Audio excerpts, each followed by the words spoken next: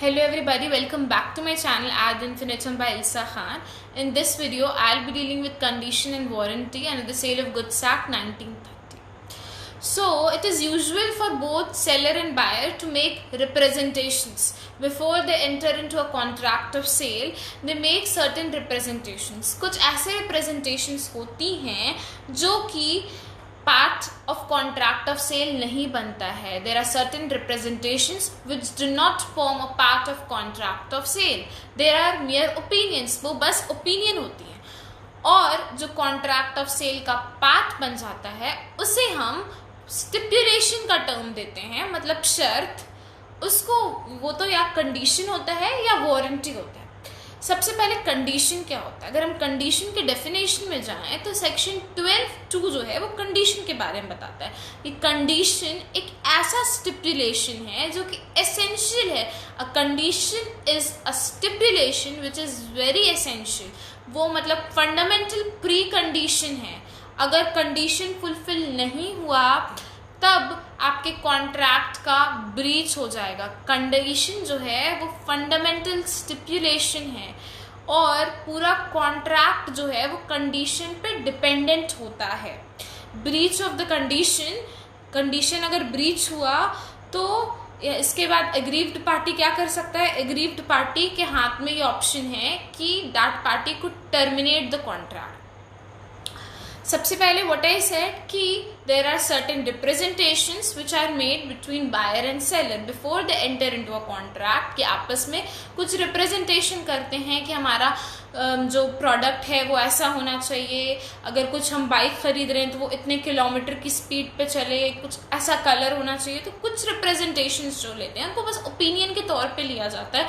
वो उतना सीरियस नहीं होता है, वो कॉन्ट्रैक्ट ऑफ सेल का पार्ट नहीं बनता है. लेकिन कुछ रिप्रेजेंटेशन ऐसे होते हैं जो कॉन्ट्रैक्ट ऑफ सेल के पार्ट बन जाते हैं.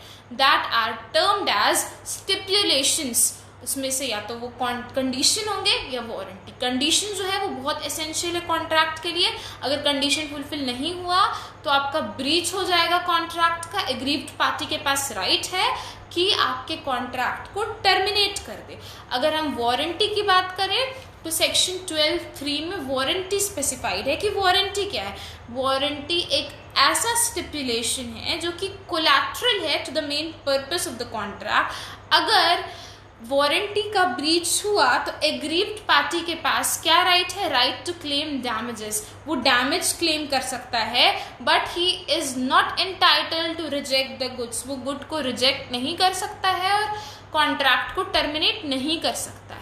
तो वारंटी का अगर ब्रीच हुआ तो व्हाट विल हैपन कि aggrieved party can claim damages, मतलब अपने नुकसान की भरपाई कर सकता है पर वो कॉन्ट्रैक्ट को ब्रीच नहीं कर सकता, कॉन्ट्रैक्ट को टर्मिनेट नहीं कर सकता है और ना ही प्रोडक्ट को वो रिजेक्ट कर सकता है.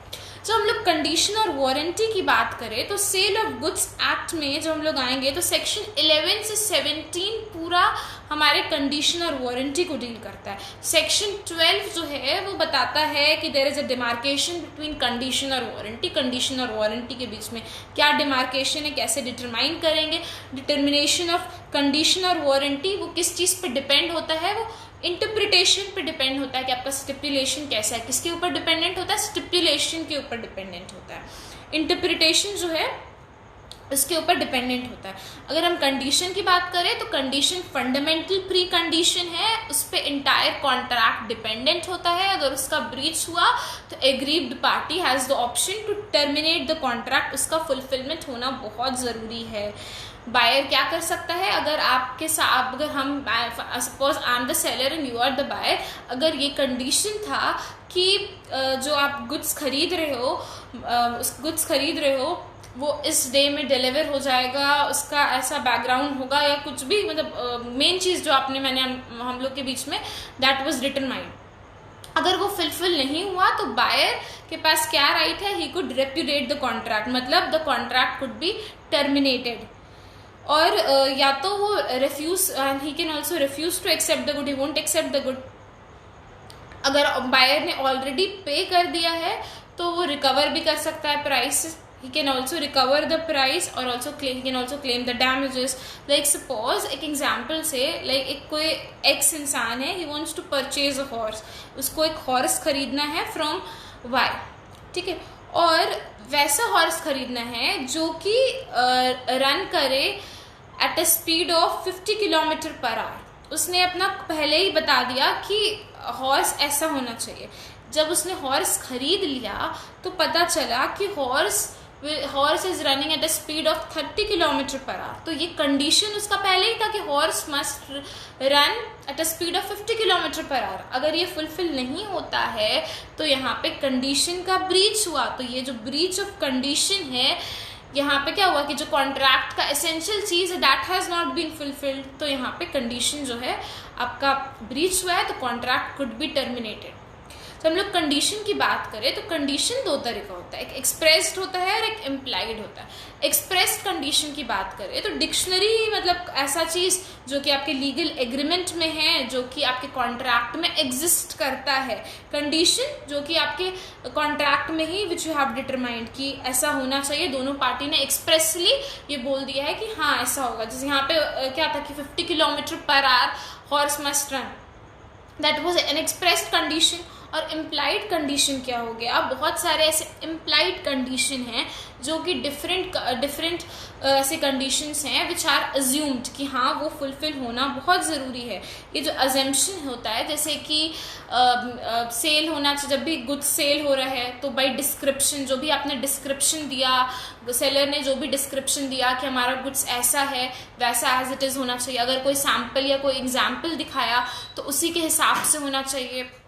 तो ये सब जो है इम्प्लाइड कंडीशन में आता है. सेक्शन 14 to 17 की अगर हम लोग बात करें, ये पूरे इम्प्लाइड कंडीशन की बात करती है. इम्प्लाइड कंडीशन में ये हो गया कि implied condition as to title, जब आपने गुड्स खरीद लिया तो आपको टाइटल मिल रहा है. Implied condition of sample, description, ये सारे इम्प्लाइड कंडीशन है. तो हम लोग अब इम्प्लाइड कंडीशन ब्रीफली पढ़ेंगे. सबसे पहले implied condition as to title की बात करें, कोई भी कॉन्ट्रैक्ट ऑफ सेल हो रहा है तो ये एसेंशियल इम्प्लाइड कंडीशन है. जब आपको प्रोडक्ट चला गया तो then he has the title to sell the goods, you have the title to sell the goods. और सेकेंडली अगर कोई भी अग्रीमेंट टू सेल है, अगर पहले सेल हुआ then you have the title to sell the goods. अगर agreement to sell है तो आपके पास right to sell the goods होगा जब आपका कॉन्ट्रैक्ट परफॉर्म हो जाएगा. इन केस ऑफ सेल, अगर सेल कंप्लीट हो गया then you have the right कि you can further sell that product. अगर अग्रीमेंट टू सेल है then when will you have that right to sell the product, जब आपका contract complete हो जाएगा. तो यहाँ पे सेलर के पास अब कोई टाइटल नहीं है. जो गुड्स उसने दे दिया, जो goods, if suppose I am the seller and you are the buyer, if I have sold this product to you, तो now you have the right कि आप इसको फर्दर बेच सकते हो. अगर हमारा सेल हो चुका है then you have the right कि आप इसको फर्दर बेच सकते हो. अब सेलर का यहाँ पे कोई राइट नहीं है. Seller has no title to sell the goods. Buyer refuse कर सकता है, रिजेक्ट कर सकता है गुड्स, और वो इंटाइटल्ड है कि उसको फुल प्राइस मिले. और फिर है implied condition as to description. Section 15 की अगर हम लोग बात करें कॉन्ट्रैक्ट ऑफ सेल की, तो इसमें ये है इम्प्लाइड कंडीशन है गुड्स जो भी आप दे रहे हो वो कंफर्मिटी विद डिस्क्रिप्शन, मतलब जो भी आपने डिस्क्रिप्शन दिया उससे मैच होना चाहिए. जो भी सेलर ने बताया गुड्स के बारे में कि गुड्स ऐसा है कि ब्लैक कलर का है, इसका इतना मेगापिक्सल कैमरा है, इसकी मेमोरी इतनी है, तो उसके हिसाब से that should match. The buyer के पास ऑप्शन है कि वो एक्सेप्ट कर सकता है या तो रिजेक्ट कर सकता है. अगर डिस्क्रिप्शन से इट डजेंट मैच, अगर वो मैच नहीं करा जो हमने डिस्क्रिप्शन दिया था उसके हिसाब से, अगर वो मैच नहीं किया तो बायर के पास ये ऑप्शन है कि वो गुड को रिजेक्ट कर सकता है. सपोज अगर एक्स ने एक नया कार खरीदा बी से और कार न्यू नहीं था, एक्स ने पहले ही बोल दिया था कि कार मुझे न्यू चाहिए, और बी ने भी एग्री किया कि हाँ ये कार न्यू है. जब पता चला कि that car is not new then X can reject the car, मतलब वो रिफ्यूज कर सकता है. और हम लोग सेक्शन 16 का 2 पढ़ेंगे. वो बताता है कि गुड्स जब भी हम ले रहे हैं तो it must be of merchantable quality, मतलब कि जो भी हम गुड्स ले रहे हैं वो क्वालिटी अच्छी होनी चाहिए जो कि आप एक्सेप्ट करो, मतलब वो रीजनेबल पर्सन उसको एक्सेप्ट करे. सपोज अगर आप कुछ भी खरीद रहे हो तो वो डैमेज नहीं होना चाहिए. Suppose if I have purchase the sugar from you और वो डैमेज है, उसमें पूरी चींटी लगी हुई है, it has been damage by ants, तो ये मर्केंटेबल क्वालिटी का नहीं है. मतलब एक्सेप्टेड क्वालिटी, मतलब रीजनेबल क्वालिटी जो कि फिट होनी चाहिए यूज करने के लिए, वैसा प्रोडक्ट नहीं होना चाहिए which is unfit to use. मतलब कि हमेशा जो भी प्रोडक्ट हम खरीद रहे हैं that must be fit for use. और ये होना चाहिए कि बायर के पास हमेशा राइट है कि वो एग्जामिन करे, जो भी वो गुड्स खरीद रहा है, he has the right to examine कि whatever he is buying it correct. मतलब केवियट एम्प्टर, मतलब नेक्स्ट वीडियो में I'll describe this doctrine caveat emptor. Caveat emptor means let the buyer beware. मतलब the buyer has the right, whenever a buyer is buying a particular product, he has the right कि जो भी product वो खरीद रहा है वो reasonable quality का है क्या नहीं है, it is fit for use और कि नहीं. मतलब बायर की ये राइट है, बायर की इस राइट को कोई भी डिप्राइव नहीं कर सकता है. और अगर जब भी वो एग्जामिन कर रहा है, अगर कोई भी डिफेक्ट रिवील हो रहा है तो ही वोंट बाय. तो बायर को खुद से अपना रीजनेबल अपॉर्चुनिटी देखकर हमेशा एग्जामिन करके ही प्रोडक्ट को लेना चाहिए. विदाउट एग्जामिन प्रोडक्ट नहीं लेना चाहिए. अगर कोई भी प्रोडक्ट उसको डिफेक्टिव लग रहा है तो ही मे रिजेक्ट दैट. तो ये इम्प्लाइड कंडीशन है. फिर अगर हम लोग सेक्शन 17 की बात आए, सेक्शन 16 में केवियट एम्प्टर का भी कॉन्सेप्ट है. जब हम बात करेंगे सेल बाय डिस्क्रिप्शन तो केवियट एम्प्टर का भी कॉन्सेप्ट है कि इन माय नेक्स्ट वीडियो ये केवियट एम्प्टर एकदम डिस्क्रिप्शन में आई विल एक्सप्लेन कि केवियट एम्प्टर क्या है. अभी विद केस लॉज अभी I have just explained what is caveat emptor very briefly. So then section 17 implied condition as to sale by sample. अगर कोई भी sample आपके सामने दिखाया जा रहा है, if suppose any sample is being shown कि ऐसा होगा आपका प्रोडक्ट, ये सैम्पल प्रोडक्ट है आपका, तो उससे मैच होना चाहिए. कॉन्ट्रैक्ट बाय सैंपल में ये इम्प्लाइड कंडीशन है कि जो भी एक्चुअल प्रोडक्ट आपको मिल रहा है it must correspond to the sample. Quality के रिस्पेक्ट में, साइज के रिस्पेक्ट में, कलर के रिस्पेक्ट में हर कुछ एकदम सेम होना चाहिए. और बायर को रीजनेबल अपॉर्चुनिटी मिले कि वो कंपेयर करे उस गुड्स को जो वो खरीद रहा है विद दैट एग्जाम्पल. और गुड्स में कोई भी डिफेक्ट नहीं हो, goods must be free from defect. It is an implied condition. और अगर हम लोग वारंटी की बात करें तो वारंटी क्या है, एडिशनल स्टिपुलेशन है जो कि रिटन गारंटी, जो कि कोलैटरल है, जो कि सेलर अपने से बताता है, कुछ कमिट कर देता है कि ये प्रोडक्ट इतने दिन तक चलेगा. अगर वारंटी का ब्रीच हुआ तब उसके बाद क्या होता है कि buyer as additional damage claim कर सकता है, बट वो प्रोडक्ट को रिजेक्ट नहीं कर सकता है और ना ही कॉन्ट्रैक्ट को रेप्यूडेट कर सकता है. वारंटी की भी जब हम बात करें तो एक्सप्रेस्ड वारंटी होती है और इम्प्लाइड वारंटी होती है. एक्सप्रेस्ड वारंटी वो जो कि दोनों पार्टीज जिनको एक्सेप्ट करते हैं, दैट इज एक्सप्रेस्ड वारंटी. और इम्प्लाइड वारंटीज वैसी वारंटी विच आर अज्यूम्ड, जो कि अज्यूम्ड है, जो कॉन्ट्रैक्ट ऑफ सेल में ऑलरेडी इनकॉर्पोरेटेड है. अगर हम लोग वारंटी की बात करें, वारंटी ये है कि कोई भी उनके पोजेशन को डिस्टर्ब नहीं करेगा. Warranty as to undisturbed possession, ये सेक्शन 14(2) में है कि अगर कब ये इम्प्लाइड वारंटी है कि बायर जो है वो एंजॉय करेगा उस गुड को, कोई भी उसको इंटरप्ट नहीं करेगा. Buyer shall enjoy the good with uninterrupted possession. उसका गुड है, कोई भी उसको इंटरप्ट नहीं करेगा, वो एंजॉय कर सकता है उसको जैसे करना है. अगर जैसे ही बायर के पास गुड का पोजेशन आ गया, कोई भी उसको डिस्टर्ब नहीं करेगा. अगर डिस्टर्ब कर रहा है that is breach of warranty. Suppose x ने गुड को परचेज किया, सपोज एक्स ने एक सेकेंड हैंड बाइक ली वाई से और उसको पता नहीं था कि वाई की जो बाइक थी वो स्टोलन बाइक थी. बाद में अगर उसको रिटर्न करने के लिए बोला जा रहा है, उसको डिस्टर्ब किया जा रहा है, तो that is breach of warranty.